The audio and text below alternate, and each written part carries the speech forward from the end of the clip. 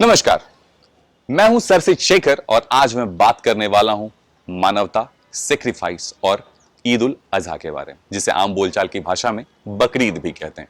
पर उससे पहले इन तीन लोगों के बारे में जान लेना बहुत जरूरी है। डॉक्टर आलोक सागर, बाबर अली और तीसरी के कमलाथल। डॉक्टर आलोक सागर तकरीबन 75 साल के हैं और ये ह्यूस्टन यूनिवर्सिटी से पीएचडी करने के बाद आईआईटी दिल्ली के प्रोफेसर रहे। ये वही हैं जिन्होंने एक्स आरबीआई गवर्नर को भी पढ़ाया हुआ है।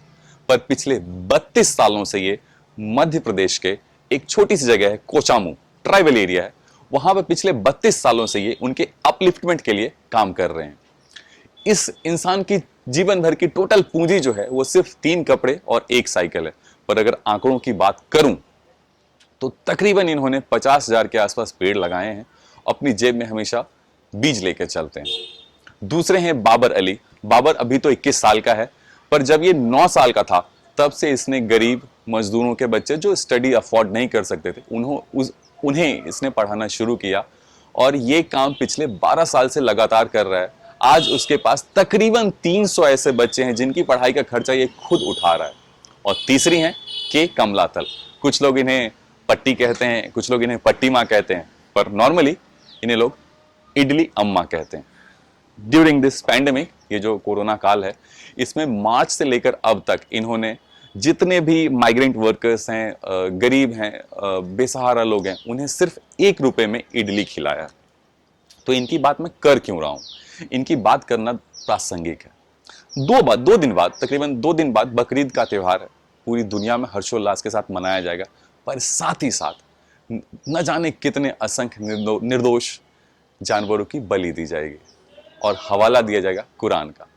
मैं किसी धर्म के खिलाफ नहीं, ना ही किसी रिलीजियस व्यू के, पर एक चीज जो है जो बहुत चौंकाने वाली है। दरअसल मैंने बकरीद के बारे में काफी रिसर्च किया। जो मेरी रिसर्च कहती है, जितना मैंने कुरान को समझा है, जाना है, या कुरान के जानकार से जो भी मेरी बातचीत हुई है, उसके बेसिस पे मैं आपको कह सकता हूं कि कुरान पाक में कहीं भी ऐसा नहीं लिखा हुआ है कि बकरीद के दिन किसी भी जानवर की बलि देना अनिवार्य है। बिल्कुल, आप सही सुन रहे हैं।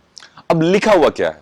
सूरा 37 आयत 102 में प्रॉफिट इब्राहिम अपने उनका जो बच्चा होता है इस्माइल, जो बड़ा हो चुका है, उसे कहते हैं कि मेरे बच्चे, मैंने एक ख्वाब देखा है जिसमें मैं तुम्हें सेक्रीफाइस कर रहा हूं, या जिसमें मैं तुम्हारी कुर्बानी दे रहा हूं। और बच्चा छोटा होता है तो वो कहता है, मेरे पिताजी, जैसा आपने देखा है वैसा ही आप कीजिए। पर वहां कहीं भी ऐसा नहीं लिखा हुआ है कि प्रॉफिट अब्राहिम ने अपने बच्चे को ज़बह कर दिया या उसकी कुर्बानी दे दी। अब कुर्बानी होती क्या है? तो जो मैंने इन 3 लोगों के बारे में आपको बताया वो कुर्बानी है। इस्लाम में इस्लाम कुर्बानी मांगता है, बिल्कुल, नो डाउट।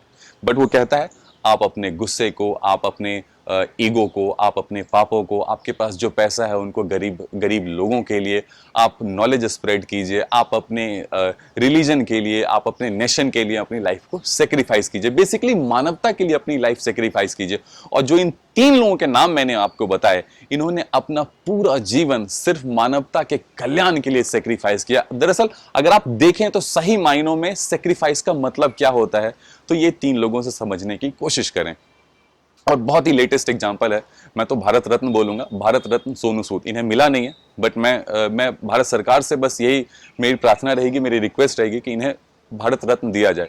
सोनू सूद ने क्या किया? उन्होंने अपनी जीवन भर की जो पूरी पूंजी है, जो कमाई है, उन्होंने गरीब, मजदूर, बेसहारा लोगों को उनके घर पहुंचाने, किसी डॉक्टर की हेल्प कर रहे हैं, किसी किसान की हेल्प कर रहे हैं, स्टूडेंट्स की हेल्प कर रहे हैं, नर्सेस, डॉक्टर्स की हेल्प कर रहे हैं।